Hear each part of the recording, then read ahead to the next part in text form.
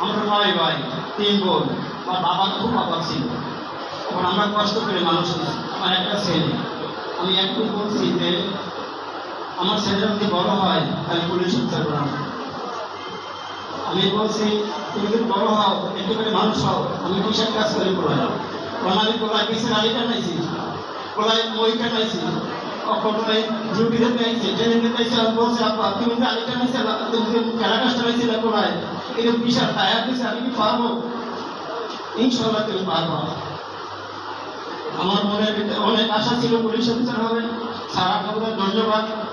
এখন তোদের 60 টাকায় আমাদের 100 টাকা দিয়েছিল, কয়েকটি আমাদের কিছু টাকা তুমি অনলাইনে করবে যা বাবা এবছর আমরা ইনশাআল্লাহ তোদের আল্লাহ কম করে যাবে।